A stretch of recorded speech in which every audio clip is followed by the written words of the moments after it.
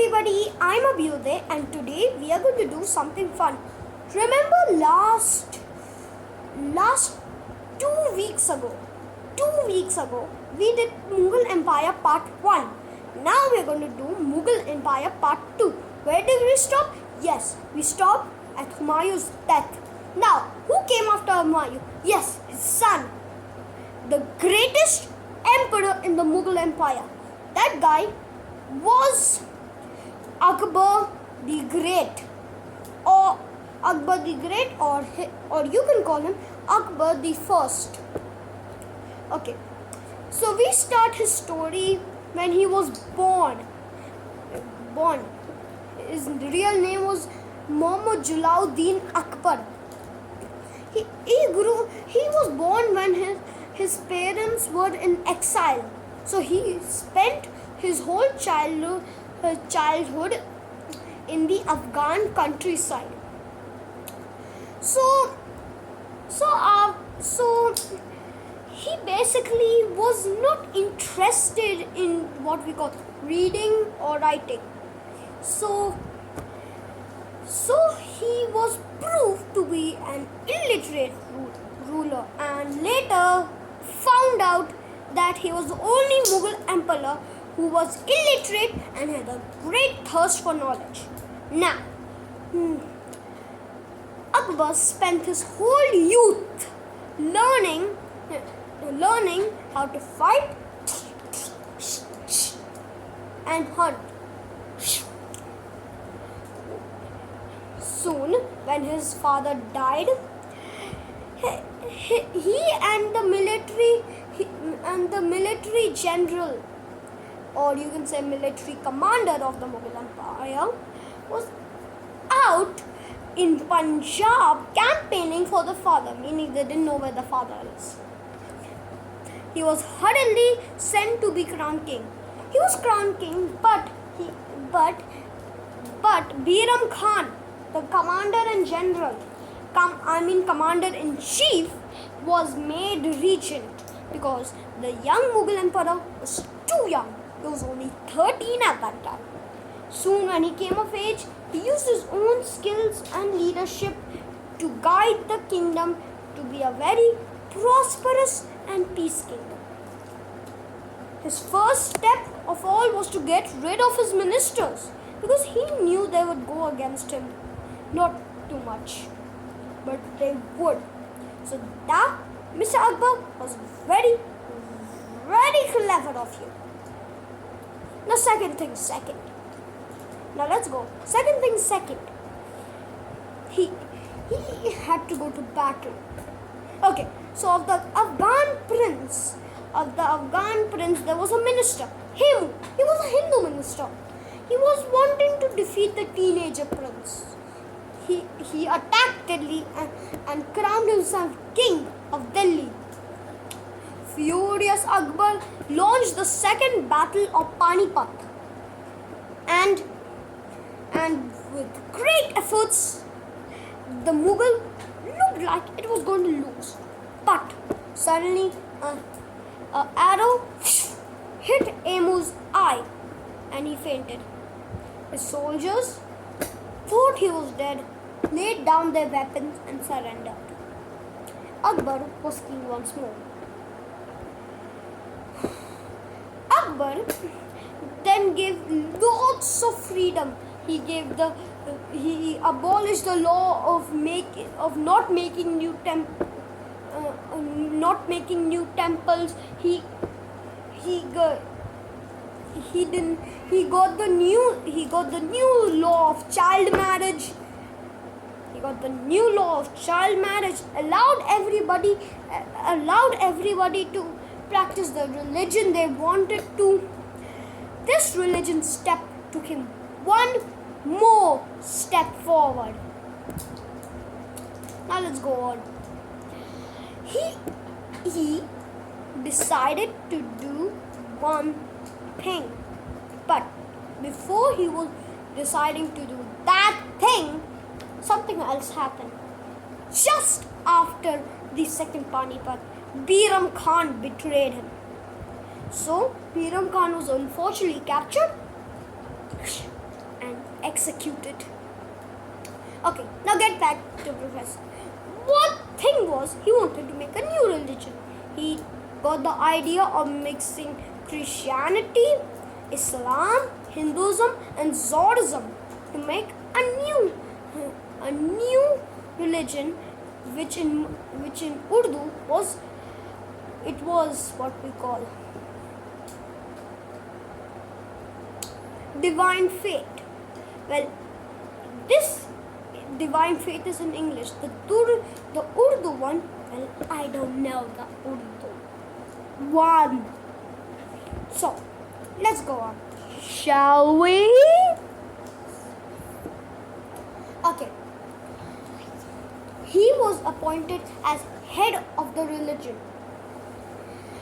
But he was not addicted to his religion thingy. But mostly he was addicted to swordmanship, means fighting with sword. He was addicted to polo, and he was also addicted to horse riding. He fought many wars and did not lose even one war. But time came worse. He had just disagreed with his son Jahangir and his favorite scholar, and also his best friend Abdul Fazil died because he was executed by Jahangir. But soon the father and son made up their mistakes, and together they were. Akbar felt really sick, and before he died, he put the crown on Jahangir's head, and he died on Hanuman Jayanti. What's Hanuman Jayanti? It is the birth of Lord Hanuman, Pavan Putra. Okay, now let's get to the next ruler, Jahangir. Now, Muhammad Salam Jahangir was born to the great Mughal Emperor Akbar and a Rajput Hindu princess. He had two other siblings who died young. He was the eldest of them all. He was very good in military tactics, and when he was 12, he was appointed as governor of Deccan. When he was 16, he led a 12,000 army to a fort, and he happily captured it. But things weren't rosy for long. He wanted his attention in his father's court, but he was jealous that most of the attention went to a scholar named Abdul Fazil. The young prince began to have bad habits, like he continuously drinking. What does drinking mean? Not water drinking. It means alcohol drinking. And so things went on worse and worse, day by day, year by year. Soon he was appointed as another governor and he declared himself king of that state. Well, although he wasn't a king. He blamed Abdul Fazil for stuff like that, and he eventually executed him. Akbar was shattered by his friend's death. So things went on. They finally made up, and before Akbar died, he placed the crown on Jahangir's head. Now Jahangir became as responsible as his father. He was religion tolerant. Just because his mother was an Hindu Rajput princess.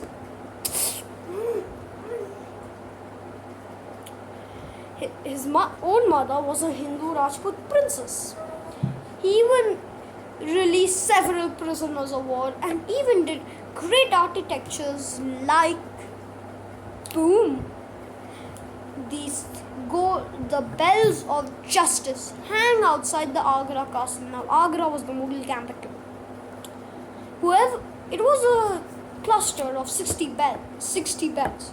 Whoever rang it would be admitted to see the emperor himself.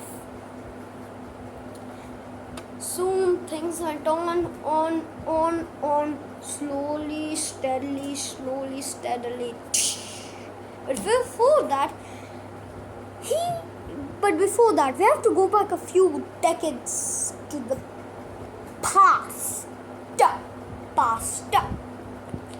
It was when his father favored his fifth son, Khurram, or you might know him as Shah Jahan. He favored him, and he wondered. He thought that his father might favor him over his eldest son. Soon, now we go back few more decades above, and when a Muslim ruler attacked Shah Jahan. Now his health deteriorated, and he went to Kashmir to recover, and he eventually died. Then his fifth son, Khurram, imprisoned his stepmother, Nur Jain. Well, he married twice.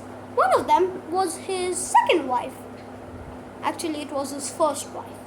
He had given the title Nur Jain, means the light of the world.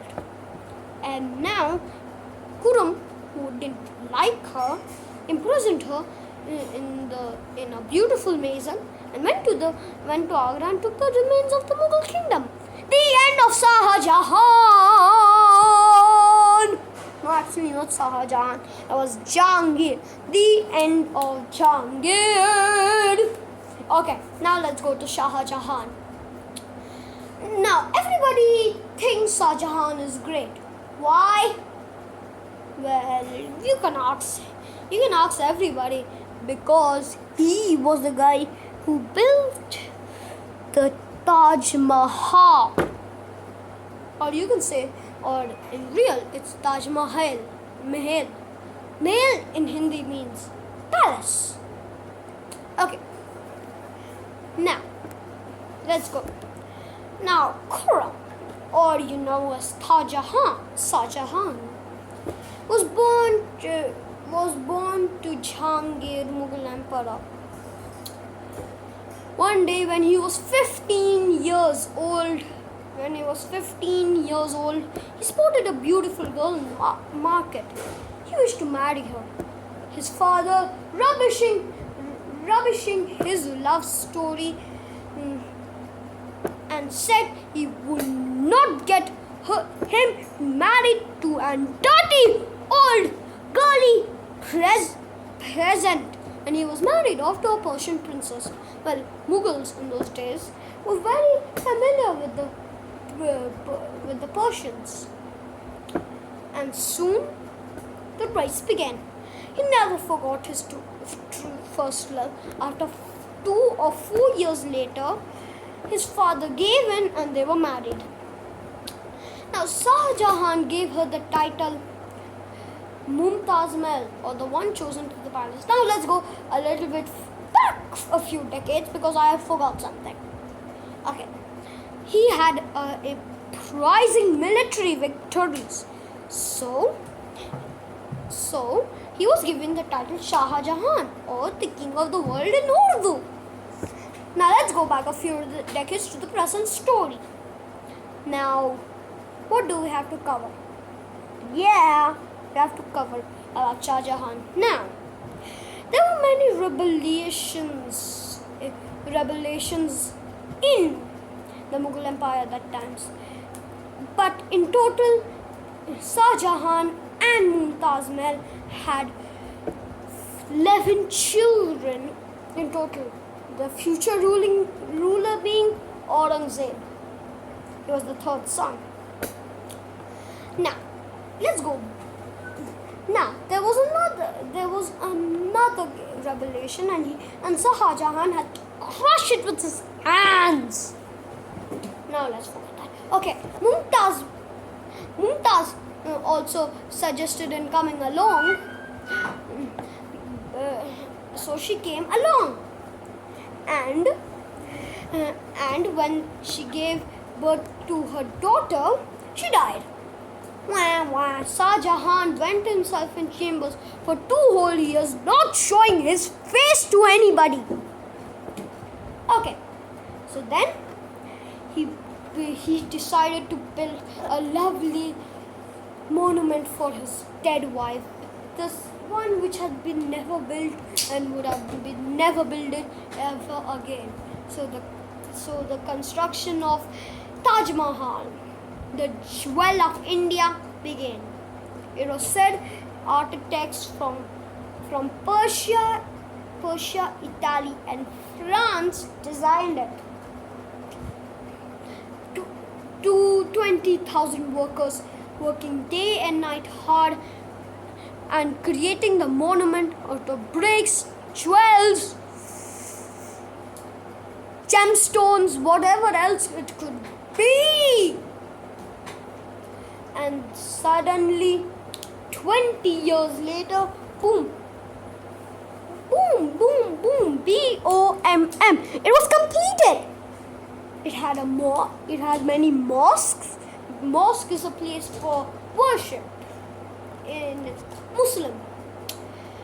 It also had the inscription of the Quran there.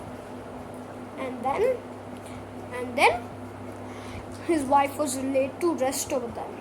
His second plan was to build a black Taj Mahal, which would be connected with the other Taj Mahal. So he would be laid to rest over there. But that plan never happened. Okay, when his health deteriorated, his sons were fighting for the throne, and Aurangzeb defeated his eldest brother Dara and Dara was sentenced to death, and Shah Jahan was taken as prisoner by Aurangzeb, and he was home prisoned. Now Shah Jahan's only desire was to see the Taj Mahal every day. So he accordingly shipped to Agra fort, and in his chamber 9 whole years looked by his daughter. He spent gazing at the Taj Mahal. Remember the days of love and joy. And then he died. And according to his wishes, he was buried near Mumtaz in the Taj Mahal. Okay, that's the end. Now, if you want to see more, go to our next video, which is Mughal Empire Part 3. Okay? Make sure you like, subscribe, so you can get all my notifications on time. Okay, bye.